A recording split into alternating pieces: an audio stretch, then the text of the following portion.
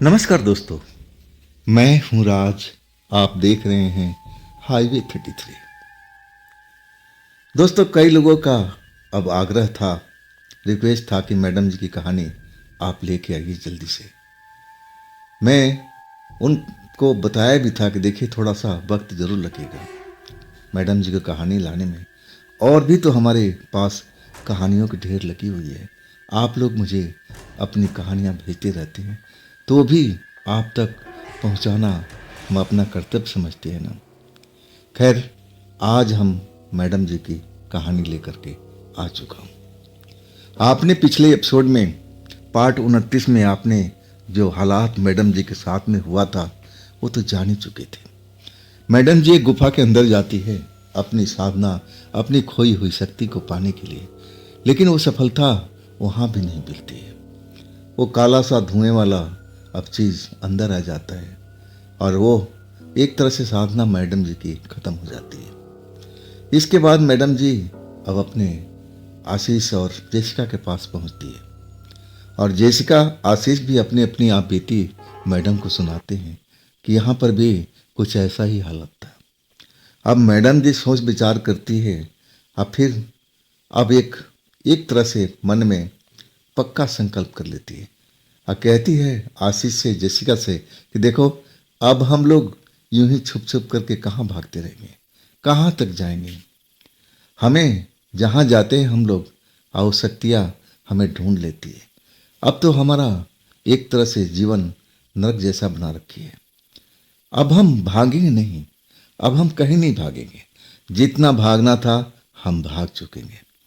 हम उस बीमारी को जड़ तक जाएंगे और इस चीज को हम जड़ से खत्म करेंगे। लेकिन इसके लिए हमें एक शख्स की अब पास में जाना होगा और वो शख्स है नरेंद्र। नरेंद्र ही हमारी मदद कर सकता है और कोई नहीं। और इसके बाद आगे की कहानी पार्ट 30। जब मैडम और आशीष और जेसिका नरेंद्र के अब फार्म हाउस में पहुंचे ना, तो नरेंद्र वहाँ पर थे नहीं। उनके जो लोग थे ना, कहने लगे कि बस आप इंतज़ार कीजिए, अब कुछ ही देर में नरेंद्र जी आते ही होंगे। लेकिन वो इंतज़ार बहुत लंबा चल रहा था। अब उसके वेटिंग रूम में बैठे हुए इंतज़ार कर रहे थे कि कब लौटेगा, कब लौटेगा। लेकिन अब इंतज़ार जैसे ख़त्म ना हो रहा। आखिरकार शाम हो चुका था और तब जा कर के नरेंद्र दिखाई पड़ा। अब एक तरह से दौड़ता हुआ वो वेटिंग रूम में पहुंच गया था और मैडम जी की तरफ हाथ जोड़ते कहने लगा कि आपने बताया नहीं कि आप मुझसे मिलने आ रही है, नहीं तो मैं आपको इतना परेशान नहीं करता। मैं वक्त पर आपसे मिल लेता। हुक्म कीजिए, बताइए क्या सेवा करना है, किस लिए आप आई हैं। जो भी मदद चाहिए मैं आपको मदद करने के लिए तैयार हूँ। मैडम जी अब नरेंद्र को बताती है कि देख नरेंद्र, मैं बहुत दुखी हूँ। मैं अपना घर बार छोड़ करके ना जाने कहाँ कहाँ भटकती फिर रही हूँ। मैं अपनी खोई हुई शक्तियाँ पानी चाहती हूँ, लेकिन जो भी है ना मेरे तंत्र मंत्र को काट कर रहा है। मुझे वो सिद्धि वापस नहीं मिल पा रही है और अब तो हद हो चुकी है। नरेंद्र, मैं तुम्हारे पास लौटी हूं ना कि तुम उस शख्स का अब पता बता के दो। आखिर उसका ठिकाना कहाँ है जिसका नाम सागर है। तुम तो कहते थे ना कि वो आपका जानने वाला ही है, तो मैं भी अब समझ चुकी हूँ कि वो सागर ही है। अब मुझे उसका पता ठिकाना चाहिए। आज तुम ये काम करके मुझे दोगे, मुझे बताओगे कि सागर मिलेगा तो कहाँ पर। अब जो नरेंद्र था ना, जब मैडम ने अपनी बात रखी ना, तो नरेंद्र अब थोड़ा सा सकपका गया था। अब वो मैडम जी की तरफ देख के कहने लगा कि जी मैं ज़रूर पता करूँगा, लेकिन थोड़ा सा मुझे वक्त चाहिए। मैडम कहने लगी, देख नरेंद्र, मेरे पास वक्त की बहुत कमी है। अब मैं एक तरह से आखिरी उम्मीद लेकर तुम्हारे पास में आई हूँ और तुम ही अब मेरा मदद कर सकते हो। मुझे तुमसे कुछ और नहीं चाहिए। बस तुम उस सागर जो व्यक्ति है, सागर लड़का है, और उसका तुम मुझे पता ठिकाना दे दो। अब बाकी मेरा काम है, कैसे मैं उसे हैंडल करना है, मैं उसको जानती हूँ अच्छी तरह से। अब जो नरेंद्र था ना, कहने लगा कि मैडम मैं पता जरूर बताऊंगा, लेकिन कल सुबह में। और तब मैडम कहने लगी कि ठीक है, ये भी बात मुझे मंजूर है, लेकिन हम यहाँ से जाने वाले नहीं हैं, हम यहीं पर रहेंगे। सुबह में जब तुम पता बता को दोगे ना, और तभी हम यहाँ से निकलेंगे। हम अब पूरी सोच समझ के तुम्हारे पास में आएंगे। और इसके बाद जो नरेंद्र था, अब जो मैडम का खातिर वातिर करना है, अब जेसिका का सबका ख्याल रखने लगा था। हाँ, मैडम जी से कह रहा था कि आप बिल्कुल, यही आपका घर है, ये भी तो आप ही का घर है, अपना घर समझ के रहिए। हाँ, मैं सुबह में कह रहा हूँ ना कि सुबह में बिल्कुल कंफर्म पता करके दूंगा, कहाँ रह रहा है, कहाँ ठिकाना है उसका। हाँ, मैं पूरा यकीन से कहता हूँ कि मैं बता के दूंगा। ये बात अगर आपने मुझे पहले ही बताया होता ना, तो मैं कभी का उसका पता ठिकाना ढूंढ लिया होता। लेकिन खैर छोड़िए, अभी भी कोई ज़्यादा देर नहीं हुई है, बस मुझे रात भर का मोहलत चाहिए। हाँ देखिए, क्षमा कीजिएगा, मैं आपके साथ यहाँ पर बैठा नहीं रख सकता। मुझे उस शख्स का पता लगाने के लिए अब मुझे अब एकांत में जाना पड़ेगा। मुझे भी अब साधना में घुसना पड़ेगा, और तभी मैं अब उस व्यक्ति का पता ठिकाना बता सकता हूँ जिसका नाम है सागर। मैडम जी कहने लगी कि ठीक है, मुझे मंजूर है। मुझे हर हालत में सुबह तक आप उसका एड्रेस पता आप बता के दे दीजिए। आप बाकी जो कुछ करना है हम खुद करेंगे। नरेंद्र जो था ना, कहने लगा कि मैडम, जहाँ तक मैं जानता हूँ उस शख्स को, वो टेढ़ा चीज है, आप उसको हैंडल नहीं कर पाओगे। तब मैडम कहने लगी कि ठीक है, कौन हैंडल कर पाएगा। तब नरेंद्र कहने लगा कि देखिए, आप इस टाइम गुस्से में हो, मैं समझ सकता हूँ, लेकिन हमें गुस्सा से काम नहीं करना पड़ेगा, हमें सूझबूझ से काम लेना पड़ेगा। हम छल कपट के द्वारा अब उससे हम बदला ले सकते हैं, ऐसा ही करना पड़ेगा। तब मैडम मुस्कुरा कहने लगी, क्या तुम भी साथ में चलोगे क्या वहाँ पर। अब जो नरेंद्र था कहने लगे कि हाँ मैडम, इस काम में मैं पूरा आपका सहयोग दूंगा। मैं जानता हूँ उस व्यक्ति को, आप भी तो जानती हैं वो कितनी टेढ़ी खीर है, वो आसानी से काबू में नहीं आने वाला। और इसके बाद नरेंद्र जो था, मैडम जी को अकेला छोड़ करके, मतलब अब उस जगह पर मैडम जी, अब आशीष और जेसिका, कि आप लोग अब आराम कीजिए, खाना पीना कीजिए, सब कुछ तो आप ही का घर है, अब मैं मिलूँगा अब सुबह में। इसके बाद जो नरेंद्र था ना, उस जगह से अब गायब हो चुका था। कहाँ गया, किस जगह गया, अब मैडम जी को पता भी नहीं था। ना तो आशीष बता सकते थे, ना जेसिका बता सकती थी। अब फिर तीनों लोग आपस में अब विचार विमर्श करने लगे कि मैडम जी, आप अपना प्लान तो आपने कुछ बताया नहीं कि आखिर हम वहाँ जाके करेंगे क्या, कैसे उस सागर नाम के व्यक्ति से हम क्या करेंगे जाकर के वहाँ पर। कुछ तो आपका मन में प्लान चल रहा होगा ना। तब मैडम मुस्कुरा के कहने लगी, अरे तुम लोग घबराओ मत, तुम लोग वहाँ पर साथ में नहीं जाओगे। मैं उससे अपना जो कुछ भी हिसाब किताब करना है मैं अकेले करूँगी। मैं नहीं चाहती हूँ कि आप लोग कोई खतरे में आओ। मैं आप लोग का सुरक्षा पहले चाहती हूँ, इसके बाद कोई भी काम कर सकती हूँ। लेकिन अब हमारे साथ में नरेंद्र भी तो जुड़ चुका है, तो अब ऐसा कोई चिंता करने की बात नहीं है, सब कुछ मैं सही कर दूंगी। उधर जो नरेंद्र था अपने काम में व्यस्त हो चुका था। अब वो एक ऐसा घर में बैठा हुआ साधना कर रहा था जहाँ पर बिना इजाज़त के वहाँ तक कोई आम इंसान पहुँच नहीं सकता था। जब वो साधना में जाता था ना, तब उसके दरवाजे पर अब एक तरह से पहरेदारी होती थी। सबको पता था कि कि उस टाइम में उसके पास कोई पहुंचना अब जरूर नहीं चाहेगा। अगर वो उस जगह पर कोई जाता है ना तो नरेंद्र बहुत नाराज हो सकता है। इसीलिए सब डरते थे, पहरेदारी हो रही थी और अंदर में नरेंद्र अपने साधना में लीन था, अपना साधना किए जा रहा था। अब तंत्र मंत्र का प्रयोग भी हो रहा था। बार बार जैसे किसी को आदेश दे रहा है कि इस व्यक्ति का पता बता के दे, ये कहाँ रहता है, किस जगह पर अभी है, हमें हर हालत में उसका एड्रेस चाहिए, जैसे हवा में किसी को आदेश दे रहा हो। अब एक तरह से आप नरेंद्र उस कमरे में अपना तंत्र मंत्र का साधना कर रहा था ताकि जल्द से जल्द अब जो ताकि वो सागर का पता ठिकाना ढूंढ सके। और ऐसा बार बार जैसे आदेश पर आदेश दे रहा था, लेकिन उस कमरे में अब नरेंद्र के अलावा और कोई नहीं था। किससे बात कर रहा था, किसको आदेश दे रहा था, ये अगर कोई बाहर का लोग देखे ना तो समझेंगे कि नरेंद्र कहीं पागल तो नहीं हो गया। लेकिन वो पागल नहीं, तंत्र मंत्र का साधक था, बहुत बड़ा तांत्रिक था और उसको हर चीज पता था कि कब क्या करना है। आखिरकार अब वो जो कमरा था ना एक तरह से धुएं से भरता जा रहा था।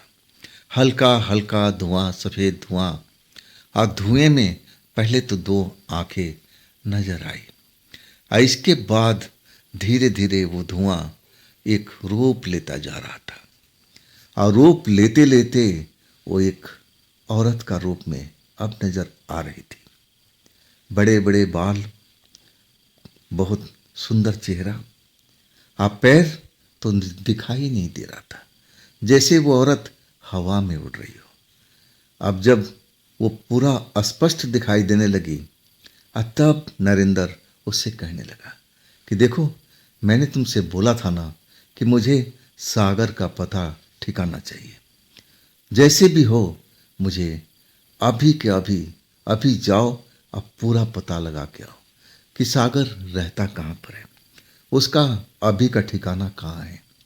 मुझे ये जानकारी आज की आज ही चाहिए, इसी वक्त में या रात तक, जैसे भी हो ये सब ढूंढ के ले आओ। वो जो धुएं से लड़की अब नजर आ रही थी, आज जैसे ही अब नरेंद्र ने आदेश दिया वो लड़की धुएं में बदल चुकी थी और धुआं धीरे धीरे छटने लगा था। अब उस जगह पर अब धुआं जैसे गायब हो चुका। नरेंद्र अपनी आंखें दोबारा से बंद कर लिया था, फिर जैसे साधना में चला गया हो, आज जैसे उसको सब कुछ अब दिखाई देने लगा हो, जैसे वो यात्रा कर रहा हो, वो रास्ते में चल रहा हो। लेकिन जब उधर का भौगोलिक स्थिति अब देखने लगा था ना नरेंद्र को, तो नरेंद्र बड़ा आश्चर्य में पड़ा हुआ था। ये तो पहाड़, जंगल, ये सब चीजें दिखाई दे रहा है, ये कौन सी जगह पर जा रहा है भाई। अब जैसे जैसे वो दृश्य बदलते जा रहे हैं, अब वो जो नरेंद्र था ना, अब एक तरह से अजीब सा एहसास उसको हो रहा है कि सागर रहता कहाँ पर है, ये कौन सी जगह पर मैं आ चुका हूँ सागर को ढूंढते ढूंढते। आखिरकार एक गुफा सा नजर आता है पहाड़ के अंदर में, और उस गुफा में अब एक तरह से सागर पहुंच जाता है। वो गुफा अंधेरे में डूबा हुआ है और गुफा के अंदर में नरेंद्र घुसता हुआ जा रहा है, घुसता हुआ जा रहा है। और तब जाकर के आगे में वो गुफा प्रकाश से जगमग हो रहा है। आगे अंधेरा, अब बीच में जाकर के प्रकाश उस गुफा में शुरू हो चुका था। और जब वो प्रकाश में अंदर जाता है ना, और तब देखता है कि वहाँ पर अजीबोगरीब इंसान जैसे लोग बैठे हुए हैं। किसी का सर बड़ा भारी सा है, कोई लंबा दिखाई दे रहा है, और कुछ औरतें भी बैठी हुई हैं जिनके अलग अलग रूप रंग है। देखने में कोई भी इंसान जैसा दिखाई नहीं दे रहा है।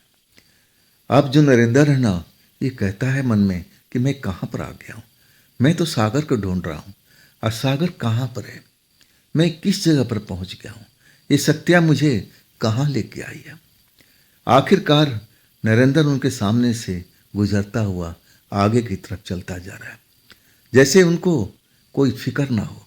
और वो जो लोग दिखाई दे रहे थे नरेंद्र को देख नहीं पा रहे।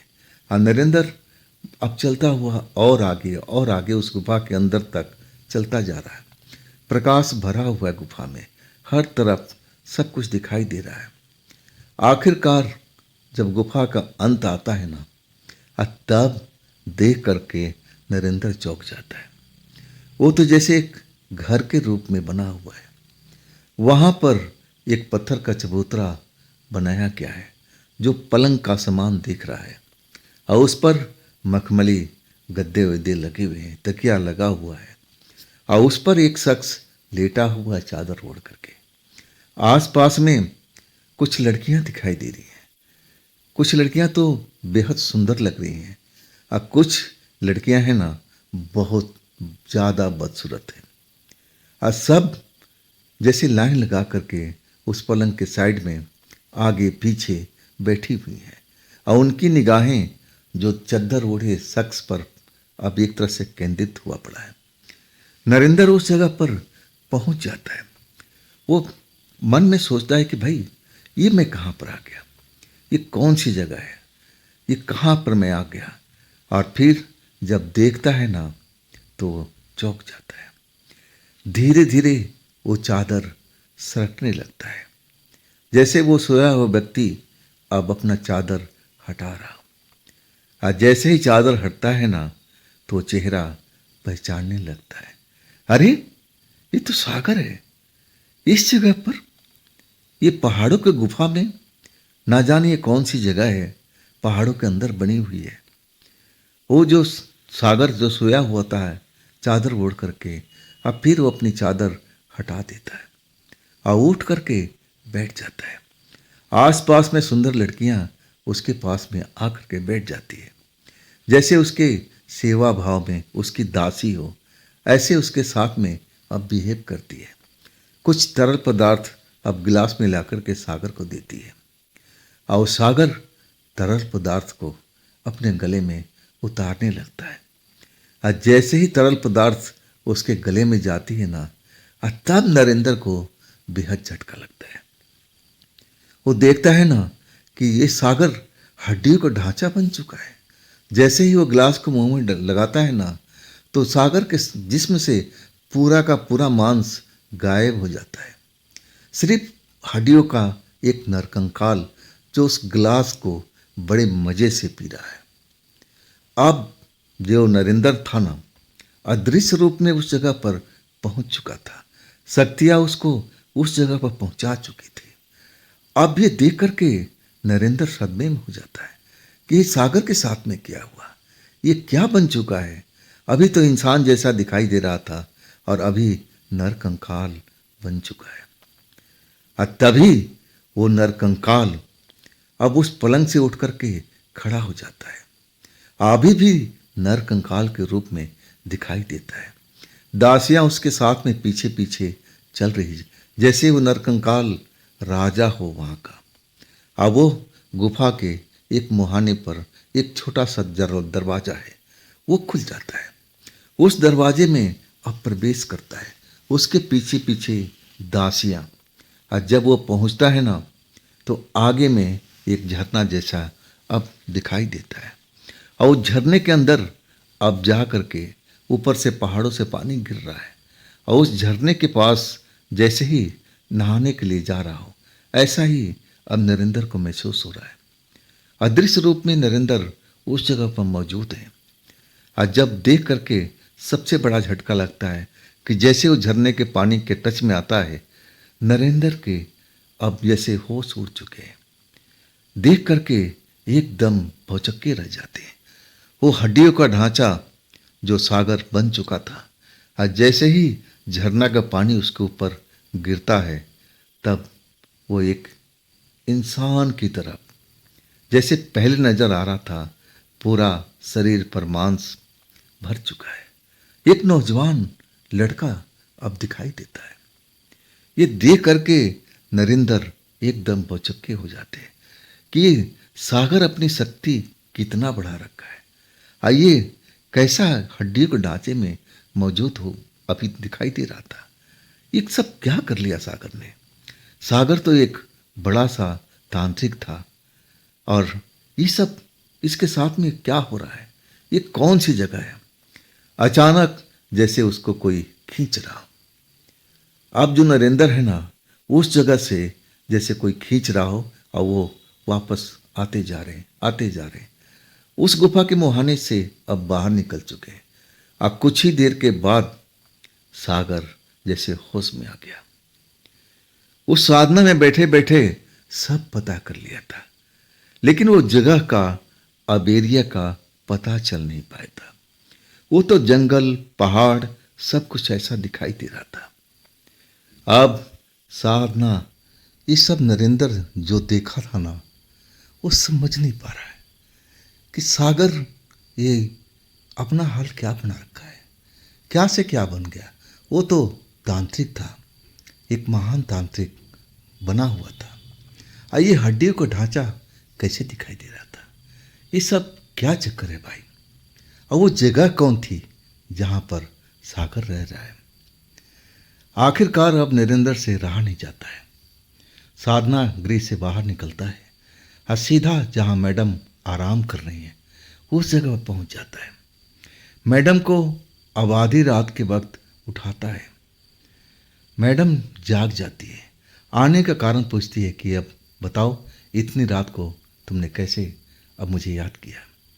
और तब नरेंद्र सारी साधना वाली बात बताता है कि देखिए मैडम, मैं अपना साधना के बल पर, अब मैं उस नरेंद्र को ढूंढ रहा था। अब मुझे शक्तियों ने उस जगह पर पहुंचा दिया, लेकिन जब मैं वहाँ सब कुछ देखा ना, मैं आपको क्या बताऊं। वो सागर है ना, पहले तो मुझे इंसान की तरह ही दिखा। आज जैसे ही कुछ पानी का गिलास जैसे कुछ अब पिया, और फिर वो हड्डियों में बदल चुका था, बिल्कुल नर कंकाल की तरह। आज जिंदा नर कंकाल, अब जैसे इंसान हरकत करते हैं और वैसे हरकत कर रहा था। उसके आसपास तो दासियाँ जैसी दिखाई दे रही थी। कुछ तो बहुत खूबसूरत और कुछ का चेहरा बहुत ही भयानक। और वहाँ पर मैंने ऐसे ऐसे लोग देखे, भूत प्रेत की तरह मुझे दिखाई दे रहे थे। और आखिरकार वो झरने पर पहुँचता है, और तब मैं देखता हूँ कि जैसे झरना का पानी उस पर टच करता है ना, वो कंकाल से और फिर इंसान जैसे रूप में आ जाता है। और इसके बाद मेरी शक्तियों ने मुझे वापस खींच दिया। वक्त हो चुका था। मैडम वो जगह के बारे में मैं जान ही नहीं पाया। मैडम, ये क्या इसका मतलब हो सकता है? अब जो ये मैडम जी ने अब नरेंद्र का जो हाल सुना ना, तो वो भी सोच में डूब चुकी थी। अब कहने लगी कि तुम कब से ये सब विद्या जानते हो? अब ऐसा यात्रा तुम कैसे कर लेते हो? और तब नरेंद्र बताने लगा कि मैम, ये विद्या मैं कुछ ही दिनों से अब प्रयोग कर रहा हूँ। और ख़ास करके जब आपने अभी आग्रह किया था ना कि अब नरेंद्र का अब एक तरह से सब कुछ वो सच बताने लगा था। वो कहने लगा कि देखो मैम, मैं इस विद्या का उपयोग हमेशा नहीं करता हूँ। कुछ खास जब काम होता है तभी मैं इस विद्या का उपयोग करता हूँ। ये विद्या थोड़ा खतरनाक भी है। कई बार ऐसा अब हमारे जो गुरु हैं जी, ये जो विद्या मुझे सिखाए हैं, और कहे हैं कि ये विद्या का इस्तेमाल जितना तुम कम करोगे उतना तुम फायदे में रहोगे। इससे तुम्हारी याव जो है ना, वो भी छीन होती है, याव कम होती है। और उस स्थान पर, जिस स्थान पर तुम जा रहे हो ना, अगर वहाँ पर तुम किसी के संपर्क में आ गए ना, तो फिर तुम उसी जगह पर फंस के रह जाओगे। फिर वहाँ से वापस तुम लौट नहीं पाओगे। इसीलिए विद्या थोड़ा खतरनाक है। मैडम ने जब ये बात नरेंद्र के मुंह से सुनी ना, तो भौचक्की अब नरेंद्र के मुंह देख रही थी। कह रही कि ये विद्या तुमने कब सीखा? तुमने इसके बारे में कोई जिक्र नहीं किया। कौन से गुरु से सीखा? क्या ये विद्या मैं सीख सकती हूँ? तब नरेंद्र कहने लगे कि हाँ, सीख सकती है, लेकिन अभी नहीं। पहले आप इस बात पर हम चर्चा कर रहे थे कि वो जगह कौन सी थी। मैं सब कुछ तो देख के आ चुका हूँ। मैं उस जगह पर मौजूद था कुछ देर के लिए। वो पहाड़ों में अब एक गुफा बना हुआ है और गुफा बहुत लंबा है और जो कुछ था उस गुफा में मैं एक एक बात आपको बता चुका हूँ। तब हम उस जगह के बारे में कैसे जानेंगे, हम कैसे पहुँच पाएंगे, अब आप ही बताइए। मैडम सोच में डूबी हुई थी। अब वाकई में उनको समझ में नहीं आ रहा था कि तो हमसे भी ज़्यादा आगे निकल गए। नरेंद्र भी मुझसे आगे निकल चुका है और सागर ये विद्या कैसे जान लिया है, वो इंसान से किसी नरकंकाल में कैसे बदल सकता है, ये कौन सी विद्या है, क्या ये सब मैं भी सीख सकती हूँ। लेकिन अब सीखने का वक्त नहीं था। अब सीखने का अब जो भी वक्त मिलेगा वो तो दूर की बात थी। नरेंद्र कहने लगा कि मैम आप उस जगह को पहचान सकती हैं क्या, अगर मैं आपको उस जगह पर भेजूं, क्योंकि आप तो ज़्यादातर इधर उधर घूमती रहती हैं, सब इलाके के बारे में आपको पता है, तो देखो ना अगर आप कहोगी तो मैं उस जगह पर आपको भेज सकता हूँ जहाँ अभी सागर मौजूद है। एक पल के लिए मैडम सोच विचार करने लगी। अब फिर अपना मन कड़ा करके कहने लगी कि इसमें कोई खतरा तो नहीं है ना। तब नरेंद्र कहने लगा हाँ खतरा तो है, इसमें क्षणिक याऊ अपनी कम हो जाती है। हाँ उस चीज़ पर वहाँ पर जिस जगह पर आप जा रही हैं ना, तो वहाँ पर किसी के साथ आप छेड़छाड़ नहीं करेंगी। अगर किसी चीज़ को छूने की कोशिश करेंगी ना तो हो सकता है कि आप वहीं पर रुक जाएं, फिर वो आप वापस नहीं आ सकती है। मैं सब कुछ बताता हूँ, एक एक बात जो आपको उन चीज़ों से परहेज करना है। बस ये आप समझ लेंगी ना तो आप आसानी से अब उस जगह से वापस आ सकती हैं। कोई गलत हरकत ना करें। और इसके बाद नरेंद्र सब कुछ बताने लगता है। मैडम जब सारी बात सुनती है ना तो तैयार हो जाती है और कहती है कि ठीक है नरेंद्र, चलो मुझे उस जगह पर पहुंचाओ और मैं उस जगह को देख के पहचान जाऊंगी कि आखिर वो गुफा कहाँ पर है, वो पहाड़ी इलाका जो है किस क्षेत्र का है। मैं तो हर क्षेत्र में घूम चुकी हूँ, तो मैं देखते ही पहचान जाऊंगी। चलो हम देर नहीं करते हैं। और इसके बाद नरेंद्र और मैडम दोनों उस साधना गृह में आ जाते हैं जो नरेंद्र जी का पर अभी साधना कर रहा था। और इसके बाद फिर तंत्र मंत्र का काम शुरू हो चुका था। एक साइड में मैडम बैठी हुई है और दूसरी साइड में अब नरेंद्र बैठा हुआ तंत्र मंत्र अपना करने लगा। अब फिर वही शक्ति जो धुएं वाली थी वो दिखाई दी। पहले तो उसकी सुंदर आंखें नजर आई और इसके बाद धीरे धीरे उसका सारा रूप दिखाई देने लगा। सिर्फ उसके पैर नजर नहीं आ रहे थे। मैडम जब ये सब देख रही थी ना तो हैरत में थी कि मैं कितना पीछे रह चुकी हूँ। आइए नरेंद्र और सागर कहाँ से कहाँ तक पहुँच गए। ज़रूर ये विद्या मैं भी सीखूंगी। और उसके बाद नरेंद्र उस आत्मा लड़की से बात करने लगता है जो उस टाइम धुएं में से नज़र आ रही है और कह रही है कि मुझे उसी जगह पर पहुंचना है जहां पर तुमने पहले मुझे पहुंचाया था, लेकिन मैं नहीं, मैडम जी को। अब तुम इनको उसी जगह पर लेके जाओ। आज सुरक्षित लेके जाना है और सुरक्षित वापस लेके आना है तय वक्त में। जिम्मेदारी सारी तुम्हारी होगी। इसके बाद अब जो मैडम है ना वाकई में उस धुएं की तरफ देखने लगती है और वो धुएं में जो लड़की है ना अब जैसे मैडम जी की आंखों में झांकने लगती है। और जैसे ही झांकती है ना अब मैडम का शरीर बिल्कुल हल्का होने लगता है और देखते ही देखते जैसे उनका सफ़र शुरू हो चुका है। जंगल झर रोड सब कुछ पार करते हुए जैसे मैडम हवा में उड़ती जा रही हूँ, हवा में उड़ती जा रही हूँ।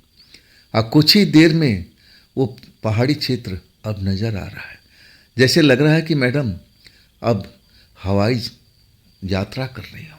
सब कुछ देखती जा रही है और एक स्थान देख करके उनको पता चल चुका था कि अरे मैं इस जगह को तो अच्छी तरह से जानती हूँ, मैं तो यहाँ ना जाने कितनी बार आ चुकी हूँ। और तब तक वो पहाड़ वो गुफा नज़र आता है और उस गुफा के अंदर में अब मैडम जी दाखिल हो जाती हैं।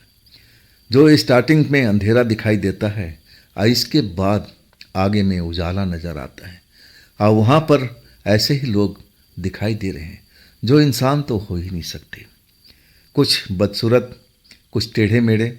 और उसके बाद वो कमरा आ जाता है और उस कमरा में बड़ा सा अब पलंग जैसा चबूतरा बना हुआ है, मखमली गद्दा लगा हुआ है, और आसपास में भी जैसे कुर्सियाँ पत्थर के काट के बनाई गई है, और उस पर खूबसूरत लड़कियां बैठी हुई हैं एक साइड में, और एक साइड में बहुत ही बदसूरत लड़कियां बैठी हुई हैं। सबकी हाइट अब अलग अलग है, और वो जो सागर है ना अब अपने असली रूप में दिखाई दे रहा है। और उसी पलंग पर बैठा हुआ एक सुंदर लड़की उसके बगल में बैठी हुई और उससे बातचीत कर रहा है। सागर को देखते ही अब मैडम का खून खौल उठा था। उनको लगने लगा कि सब कुछ यही है, यही हमारा सब शक्तियों को चुरा लिया है और हमारे साथ सब ये खेल खेल रहा है। मैडम जी का तो इच्छा कर रहा था कि बस यही वक्त है, अभी जाएं और सागर से अब आर पार की लड़ाई कर दें। लेकिन जब तक उनका खून उबाल लेता ना और कुछ कर पाती, करने को तो बहुत मन उतवाला हो रहा था मैडम जी का कि ये वक्त अब मैं इसी वक्त में इसका काम तमाम कर देती हूँ। और तभी जो शक्ति उसको लेके वहाँ तक पहुँची थी वापस खींचने लगी, और कुछ ही देर में जैसे रिवर्स हो रही हैं, और सीधा अब जब उनकी होश आया, आँख खुली तो अपने आप को नरेंद्र के साथ ही पाया। आंखें खुली की खुली रह गई थी मैडम जी की, और कई पल तो बस नरेंद्र की शक्ल देख रही थी। अब फिर आखिरकार नरेंद्र ने बोला, मैडम जी आप सही हो ना? और तब मैडम बोलती हैं, हाँ मैं सही हूँ, अब मैं उस इलाके को पहचान चुकी हूँ। मैं उस इलाके में ना जाने कितनी बार जा चुकी हूँ, लेकिन वो पहाड़ गुफा मुझे कुछ समझ में नहीं आया। वो गुफा कहाँ किस जगह पर है, कौन से पहाड़ में है, मैं जानती नहीं हूँ, लेकिन वो क्षेत्र में मैं कई बार जा चुकी हूँ। तब तक हम आसानी से उस गुफा को ढूंढ पाएंगे। ये सब तुमने कैसे किया? नरेंद्र से सवाल पर सवाल पूछ रही थी, और नरेंद्र मुस्कुरा रहे थे, कह रहे थे कि मैम ये शक्ति का उपयोग मैं आपके लिए ही किया हूँ। ये शक्ति का उपयोग मैं एक दो बार पहले भी किया था, लेकिन मैं जानता हूँ जितनी बार मैं शक्ति का उपयोग करूँगा ना, मेरी जो याऊ है ना कम होती जाएगी, अब मैं ऐसा कभी नहीं चाहता। मैडम कहने लगी कि ये तो कमाल का ये विद्या है, ये विद्या क्या मुझे तुम सिखा पाओगे? तब नरेंद्र कहने लगे कि मैम ज़रूर सिखाऊंगा, लेकिन ये वक्त नहीं है, इसके लिए हमें पूरा टाइम चाहिए। हो सकता है कि इस काम में आपको अब काफ़ी समय भी खर्च हो, महीना भी लग सकता है, उससे ज़्यादा भी लग सकता है, लेकिन हम जिस काम के लिए आज आप यहाँ पर आई हैं और वो मैं आपको अब पूरी तरह से बता चुका हूँ, दिखा भी चुका हूँ। अब आपके ऊपर फैसला करना है कि हमें उस जगह पर जाना है या नहीं जाना है। तब मैडम का जो चेहरा था ना अब गुस्से से अब एक तरह से तमतमा उठा था।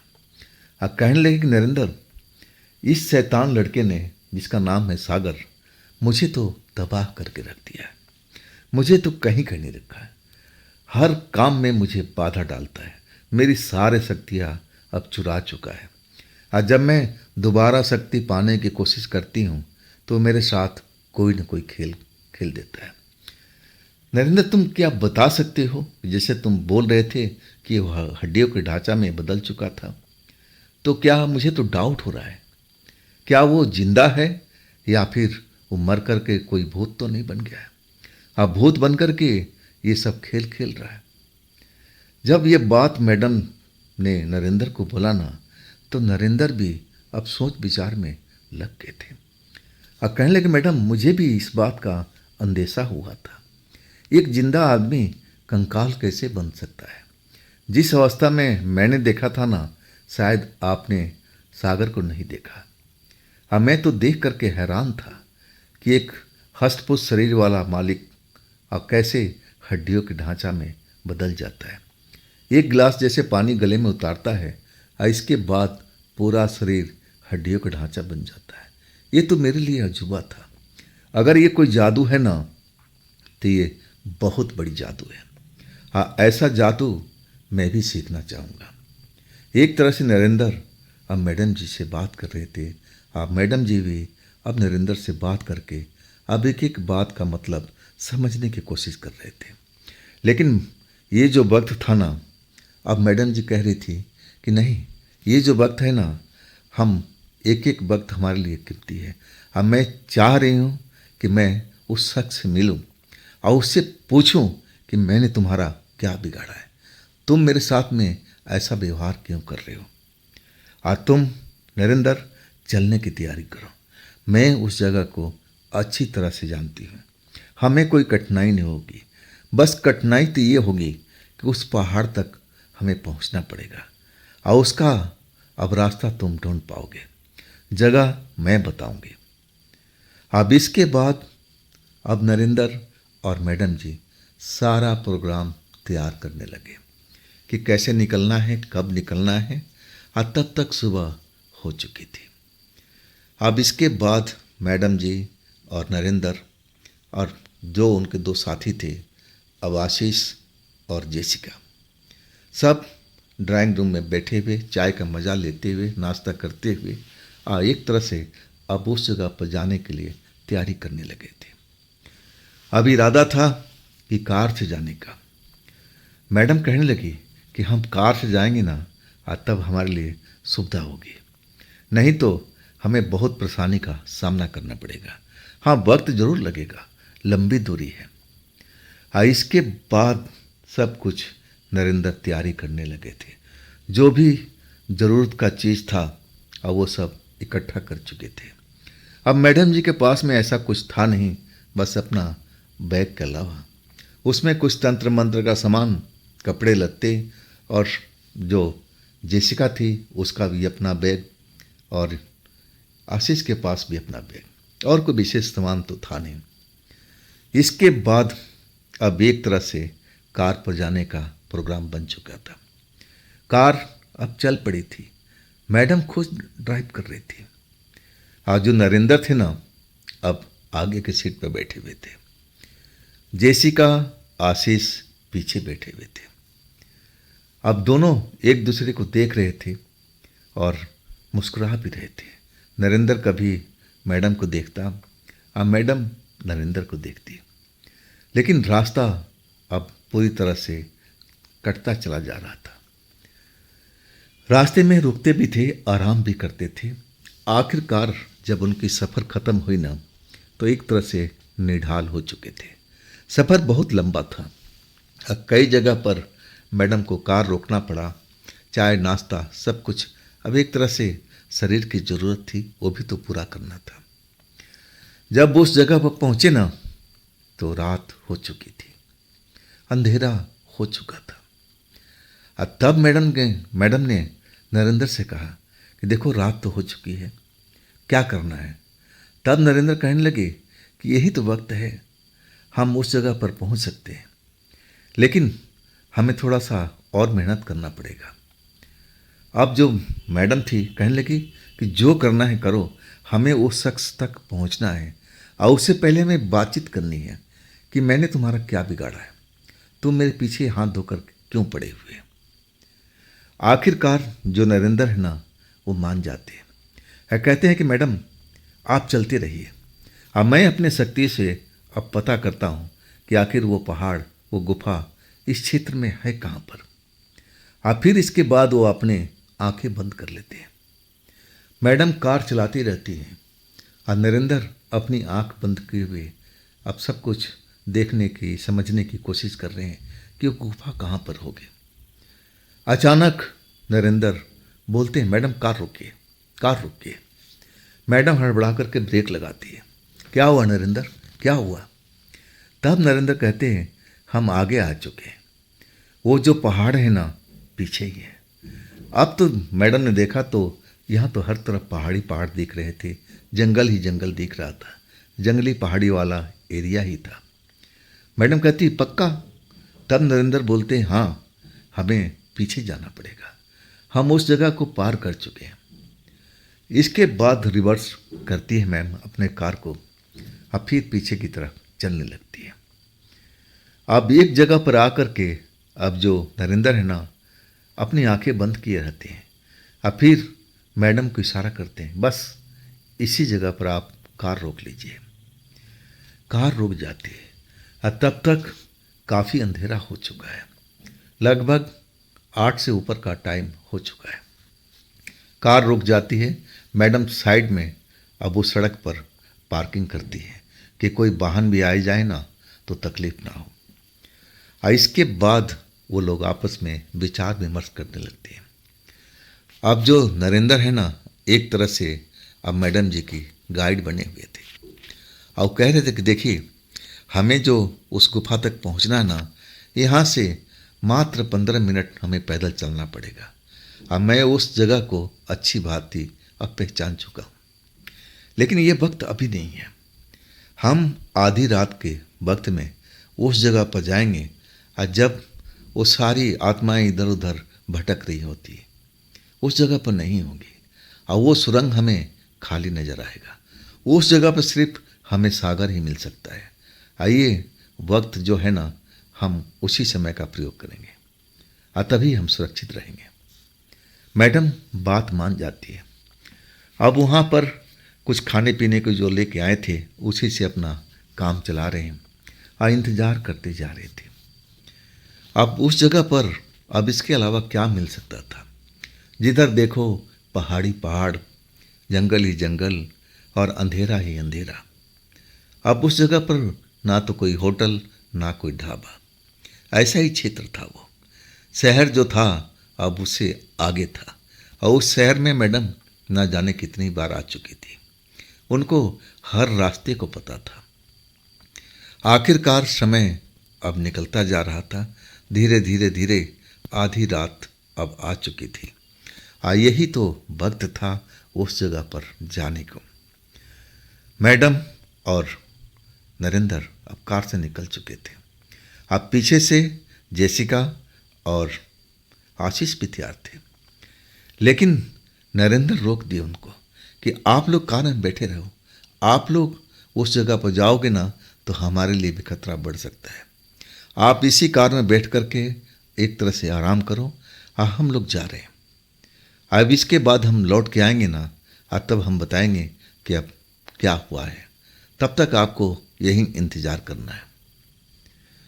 अब दोनों को छोड़ करके अब अपना बैग दोनों लोग लिए हुए और उनमें टॉर्च भी था। टॉर्च निकाल करके अब दोनों लोग अपने हाथ में ले रखे। अंधेरे में रास्ता टॉर्च की सहायता से देखते हुए आगे आगे नरेंद्र, पीछे पीछे अब मैडम। 15-20 मिनट का रास्ता वो पहाड़ों के अंदर, जंगलों के अंदर अब चलते चलते उस पहाड़ी के पास आ गए थे, लेकिन वो गुफा नजर ही नहीं आ रहा था। जिस जगह पर अब अनुमान लगाए हुए थे नरेंद्र कि पहाड़ तो वही है, सब कुछ वही है, तो गुफा कहाँ है? गुफा नजर नहीं आ रहा था। अब एक तरह से नरेंद्र जो थे ना, अब उदास हो गए थे क्योंकि गुफा ढूंढ ही नहीं पा रहे थे। अब मैडम भी परेशान थी कि अब क्या होगा नरेंद्र, हम लोग इतनी मेहनत करके इस जगह पर पहुंच तो गए, लेकिन वो गुफा है कहाँ जिसके अंदर हमें जाना है, जिसके अंदर में वो मौजूद है सागर? कैसे क्या होगा? अब जो नरेंद्र थे कहने लगे, मैडम निराश मत होइए, मैं कुछ ऐसा करता हूँ और तभी हमें पता लग पाएगा कि आखिर गुफा है तो कहाँ पर। अब इसके बाद मैडम को समझाने लगे कि मैडम आप शांत हो जाइए, अब मुझे अपना काम करने दीजिए। मैडम बैठ जाती है एक उचित स्थान देख करके और उसी के बगल में अब नरेंद्र भी बैठ जाते हैं। अपने थैले में से कुछ सामान निकालते हैं, पूजा का, साधना का, और फिर वो जमीन पर बिछाने लगते हैं। कुछ अब ऐसी दीपक भी निकालते हैं और दीपक जलाते हैं। अब यही करके काम चलाना था। अब मैडम सब कुछ समझ रही थी। कि अब साधना गृह तो है नहीं, अब इस जंगल में ही सब कुछ नरेंद्र कर रहा है। अब वही किया। सब कुछ विधि विधान करने के बाद में अब नरेंद्र अपनी आंखें बंद कर लिया था। अब फिर जैसे ही धुआं का एहसास होने लगा था, जैसे कमरे के अंदर हुआ था, अब वैसे ही उस जगह पर धुआं नजर आने लगा। उस धुआं में दो आंखें जैसे पहले नजर आई थी, अब फिर नजर आने लगे। वो आंखें देख करके मैडम जी पहचान चुकी थी कि ये तो वही आत्मा है जो उस कमरे में मुझे नजर आई थी और मुझे लेकर के इस जगह पर पहुंची थी। नरेंद्र मन ही मन कुछ बुदबुदा रहे थे, जैसे किसी को आदेश दे रहे हो कि तुम उस जगह पर देखो वो सुरंग का रास्ता कहाँ पर है। तभी जैसे कुछ आवाज़ सुनाई पड़ी। जैसे ही आवाज़ सुनाई पड़ी ना, तो क्या देख रहे हैं नरेंद्र आंखें खोल करके, टॉर्च की रोशनी जला करके उनके आगे में एक काला सा इंसान खड़ा दिखाई दे रहा है। बड़ी बड़ी उसकी आंखें जैसे कोई शैतान जैसा हो, अब बड़े बड़े बाल अब लटक रहे थे। देखने में बड़ा बिडौल, अब बड़ा बेढंगा लग रहा था।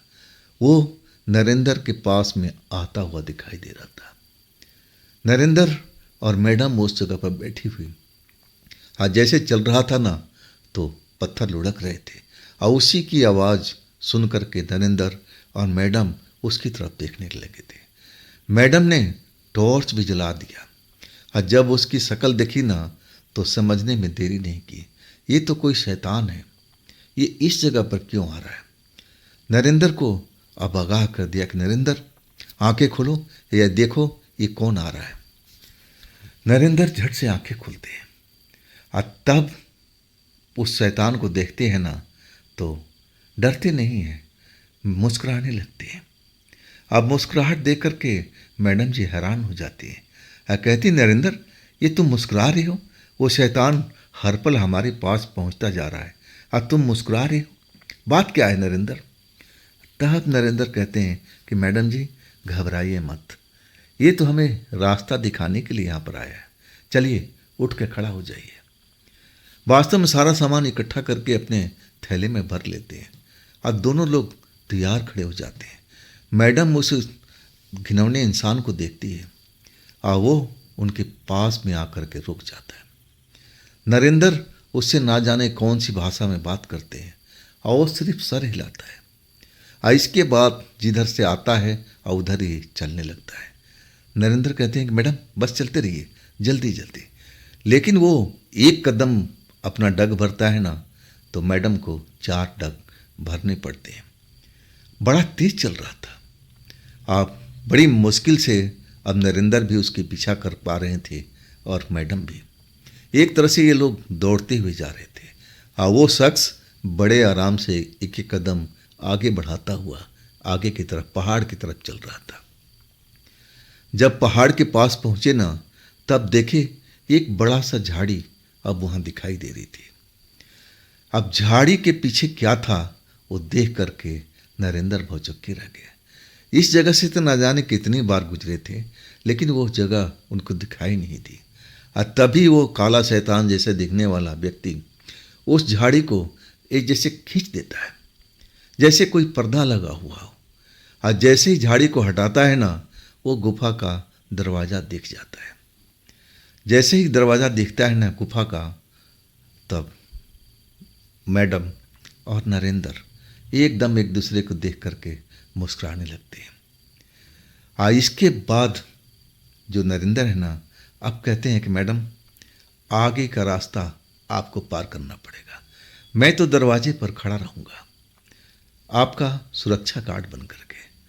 कोई भी परेशानी हो तो आप मुझे मन में याद कर लीजिएगा और मैं जल्दी से जल्दी आपके पास पहुंचने की कोशिश करूंगा। मैडम कहने लगी, तुम नहीं चलोगे क्या? तब नरेंद्र बोले कि नहीं, मुझे इस जगह पर रुकना पड़ेगा, मुझे आपकी सुरक्षा के लिए यहाँ खड़ा रहना पड़ेगा, क्योंकि सारी आत्माएं अब रात हो चुकी है तो बाहर विचरण करने के लिए गई होगी। वो अगर होगा अंदर में तो सागर होगा। वो बस आप जाइए और जो बातचीत करनी है उसे करके इस समस्या का समाधान कर दीजिए। अब मैं यहाँ पर खड़ा आपका इंतज़ार कर रहा हूँ। देर मत कीजिए, अगर देर होगा तो फिर वो आत्माएं लौटने लगेगी और फिर हमारे लिए खतरा बढ़ जाएगा। मैडम सब कुछ समझ चुकी थी और इसके बाद वो अंदर प्रवेश कर चुकी थी। जैसे ही प्रवेश किया वो झाड़ी अब एक तरह से काले इंसान ने छोड़ दिया था। वो फिर एकदम ढक गया था, जैसे ढक्कन लग चुका हो। और जो नरेंद्र थे ना, उस काले शैतान को कहने लगे कि अवश्य तुम कहीं पर छिप जाओ, अभी तुम्हारी हमें ज़रूरत है। आप वास्तव में जैसे आदेश करते हैं वो काला शैतान अब अंधेरे की साइड में जा कर के गायब सा हो जाता है। नरेंद्र उस जगह पर खड़े होकर के बस एक पहरेदार की तरह अब मुस्तैदी से इधर उधर देख रहे हैं कि कोई आत्माएं आ तो नहीं रही हैं। लेकिन अभी सब कुछ शांत था यहाँ पर। और उधर गुफा के अंदर में मैडम पहुँच चुकी है। पहले तो अंधेरा ही अंधेरा टॉर्च की सहायता से अंदर चलती जा रही है। अब वाकई में जब कुछ अंदर पहुँच जाती है ना, तब उनको प्रकाश दिखाई देने लगता है। वो उस स्थान पर तो आ चुकी थी, जैसे सब कुछ उनका देखा हुआ लग रहा है। अब बड़े तेज कदमों से चलती हुई अब उस जगह पर पहुंचने की कोशिश करती हैं जहां पर वो पलंग बना हुआ था पत्थर के काट करके, जहां पर कुर्सियां बनी हुई थी। जब उस स्थान पर पहुंचती है ना, तो सब कुछ वहां पर बिल्कुल शांत माहौल है। और एक इंसान चद्दर ओढ़ करके सोया हुआ है उसी पलंग पर, बेफिक्र। अब वो शक्ल तो दिखाई नहीं दे रहा है, लेकिन मैडम समझ जाती है कि इस वक्त में यहाँ कोई आत्माएं तो है नहीं, सब आत्माएं विचरण करने बाहर गई होगी। ये जरूर यही बंदा है सागर। आइए, मुझे आज अकेले मिल चुका है। पहले तो मैं इसे अपनी बात कहूँगी कि तुम मेरे पीछे क्यों पड़े हो, तुम मुझसे क्या चाहते हो। तुम मुझसे प्यार करते थे, मैं तुमसे प्यार नहीं करती। हम इस बात को ही ख़त्म करेंगे। अगर मान गया तो ठीक है, अगर नहीं माना तो मुझे मनवाना भी आता है। मैडम अब एक तरह से जुड्डे, कराटे, मार्शल आर्ट में माहिर थे और वो अपने शक्ति पर उनका भरोसा भी था। तंत्र मंत्र तो जो भी था वो तो था ही, इसके अलावा ये सब भी तो जानती थी। अब उस पलंग के पास पहुंच करके कुछ पल तो रुक गई, देखने की कोशिश करने लगी। वो चादर हिल रहा था, मतलब जो भी लेटा हुआ जीवित इंसान है, सांसें चल रही है। आखिरकार वो चादर को एक झटके से खींचती है। आज जैसे ही खींचती है ना, वो शख्स सागर ही था। जिस रूप में अब नजर आया बिल्कुल पहचान चुकी थी। आज सागर चादर खींचते ही जैसे नींद से जाग चुका था। जागा ना तो मैडम को सामने देख करके एकदम उसकी आंखें फटी की फटी रह गई थी। वो समझ नहीं पाया कि मैडम इस जगह पर कैसे पहुंच गई, और वो भी आधी रात के वक्त में। उसकी तो जैसे बोलती बंद हो चुकी थी। तब मैडम कहने लगी कि सागर, तुम ये मेरे साथ में क्या कर रहे हो? मैंने तुम्हारा क्या बिगाड़ा था? तुमने मेरी सारी शक्तियाँ चुरा ली, सब कुछ मेरा तहस नहस कर दिया। अब क्या चाहते हो? तुमसे मेरी दुश्मनी क्या है? तुम मुझे प्यार करते थे, मैं तुमसे प्यार तो नहीं करती थी। अब जो सागर था ना, बिल्कुल खौफ में दिखाई दे रहा था और मैडम से आग्रह करने लगा, मैडम बैठिए, आप बैठिए बैठिए, मेरी बात सुनिए। मैडम गुस्से में थी। हाँ, कह रही है, सागर तुम बड़े अब ऐसे इंसान हो जिसको मैं कभी सोचा भी नहीं था। तुम उससे भी गिरे हुए इंसान हो। तुमने मेरे साथ में इतनी कष्ट पहुंचाया, सारी शक्तियां मेरी चुरा ली, अभी भी मेरा तुम पीछा नहीं छोड़ रहे हो।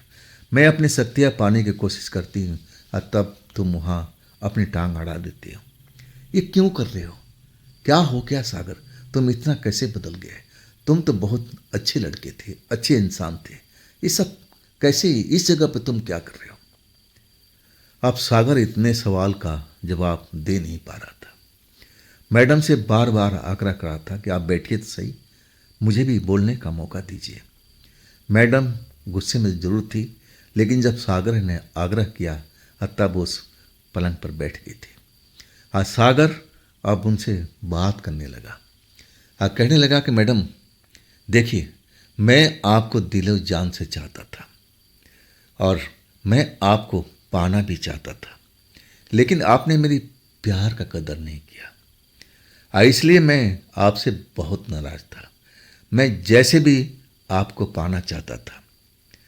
मेरी जो मनसा थी ना, आपको कष्ट देने की नहीं थी।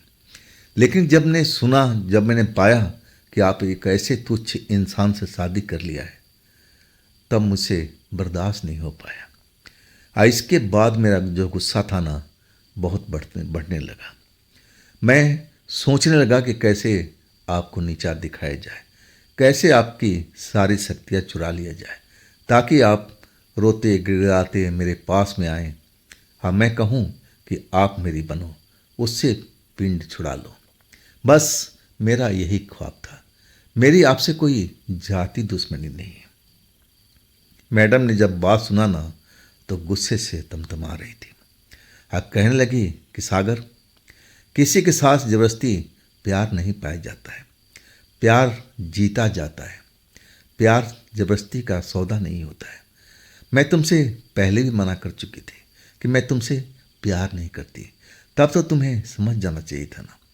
देखो, तुमने मुझे अब रास्ते पर लाकर खड़ा कर दिया। तुम्हें जरा भी अगर मोह माया है मेरे प्रति, तो सारी शक्तियाँ मेरा वापस करो, जो तूने चुराया है हमसे। वो सब काम सब कुछ बंद करो। सागर अब एक तरह से मैडम जी को देख रहा था। अब उसको भी ऐसा लगने लगा कि वो गलत किया है। और तब वो कहने लगा कि मैडम, मुझसे गलती हो गई, मुझे माफ़ कर दीजिए। देखिए, आप इस जगह से लौट जाइए, जितना जल्दी हो सके। जैसे आप आई थी ना, आप निकलिए। चलिए, मैं आपको बाहर तक छोड़ के आता हूँ, नहीं तो इस जगह पर बहुत कुछ होने वाला है। फिर मैं अपने आप को संभाल नहीं पाऊँगा। मैं अब आपको वो रूप दिखाना नहीं चाहता, जो रूप मेरा है। आप जल्दी से निकलिए, बस टाइम ख़त्म होने वाला है। फिर मैं अपने आप को रोक नहीं पाऊँगा। आप निकलिए जल्दी से।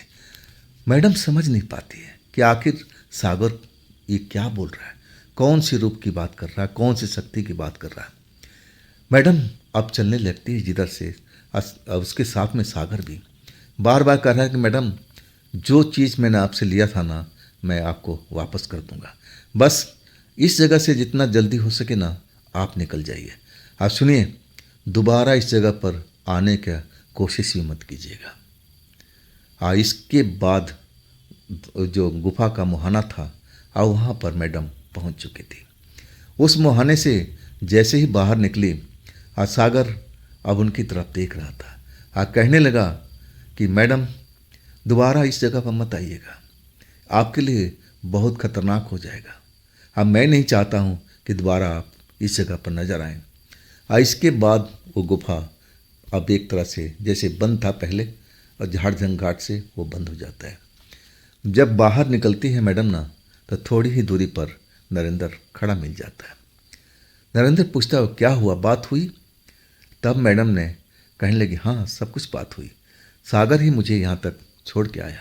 अब बोला है कि सारी शक्तियाँ मैं आपको वापस कर दूंगा। जो चीज़ आपसे मैंने चुराया है, आप छीना है, सब वापस कर दूंगा। कहने लगा कि जल्दी निकलो यहाँ से, मेरा रूप बदलने वाला है। ना जाने क्या क्या वो बोल रहा था। चलो अब यहाँ से, हमारा तो काम हो गया, देखते हैं क्या होता है। और मना किया है कि इस जगह पर दोबारा आप आइएगा नहीं। अब इसके बाद दोनों लोग कार के पास पहुँचते हैं, कार में बैठते हैं, और इसके बाद वापसी के लिए चल पड़ते हैं। जब एक शहर में पहुँचते हैं ना, तो सुबह हो चुकी है। वहाँ रुकते हैं और फिर चाय नाश्ता करने के लिए बैठ जाते हैं। बातचीत फिर शुरू हो जाती है। नरेंद्र पूछता है कि आखिर उसका कहने का मतलब क्या था, क्या कहना चाह रहा था। मैडम जी कहने लगी कि देखो, देखने में तो हाड़ मांस का लग रहा था, कहीं से भी वो हमें भूत प्रेत दिखाई नहीं दे रहा था, लेकिन कह रहा था कि मेरा रूप बदलने वाला है। ना जाने क्या क्या बक रहा था मुझे, मैं उस चीज़ पर ध्यान नहीं दिया। लेकिन जिसने जो बात बोला है उसने ना, हमें अभी विश्वास करना ही पड़ेगा। अब विश्वास के अलावा हमारे पास और कोई अब मतलब ही नहीं है, हमें इंतज़ार करना पड़ेगा। नरेंद्र जो था ना, कहने लगा कि मैडम मैं थोड़ा अब देखना चाहता हूँ।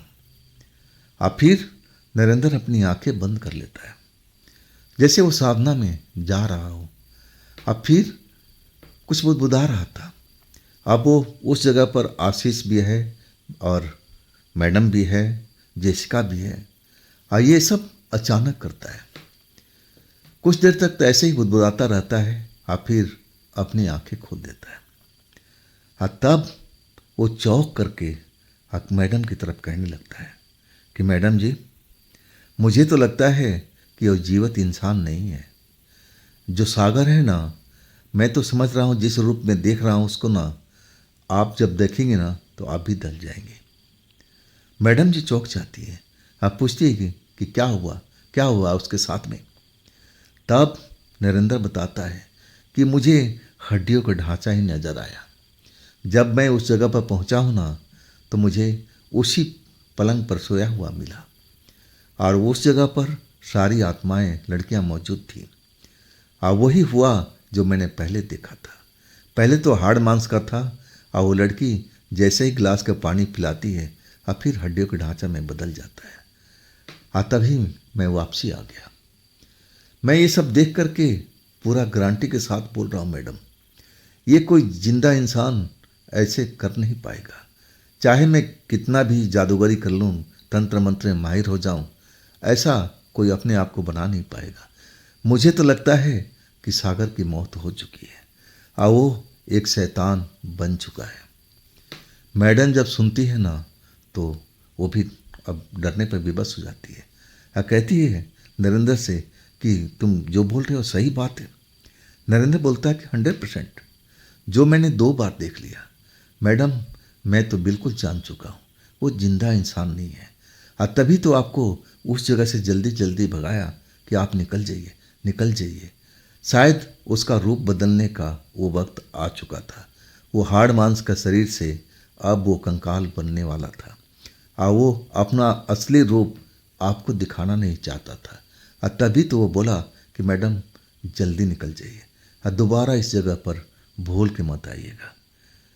मैडम जैसे लंबी लंबी सांस लेने लगी थी और कहने लगी कि छोड़ो, हमें क्या करना है, हमें तो अपनी खोई हुई शक्ति मिल जाए और वही हमारे लिए काफ़ी है। अब चलो, उसने वादा तो कर दिया है, अब उस वादे पर विश्वास ही तो कर सकते हैं। नरेंद्र कहने लगा, हाँ, अगर उसने ऐसा बोला है तो अगर वो शैतान भी बन चुका होगा ना, तो अपने वादे से अब बदलेगा नहीं। जो उसने बात बोला है उसको पूरा करना ही होगा। और उसके बाद वो लोग अपनी कार में सवार होते हैं और अपने शहर के लिए निकल जाते हैं। तो दोस्तों, आज की जो पाठ है मैं यहीं पर ख़त्म करता हूँ। ये पाठ आपको कैसा लगा ज़रूर कमेंट में बताइएगा। और दोस्तों, मेरे नए चैनल पर ज़रूर विजिट कीजिएगा। नए चैनल का लिंक इसी वीडियो का डिस्क्रिप्शन बॉक्स में दिया हुआ है। उसमें जो कहानी है ना, वो भी आपको आनंद देगी। और हम फिर मिलते हैं कल इसी चैनल पर इसी टाइम में। लेकिन जाते जाते इस चैनल को भी सब्सक्राइब कर दीजिएगा। लाइक नहीं किया हो तो लाइक कर दीजिएगा और अपने दोस्तों को शेयर ज़रूर कीजिएगा। नमस्कार।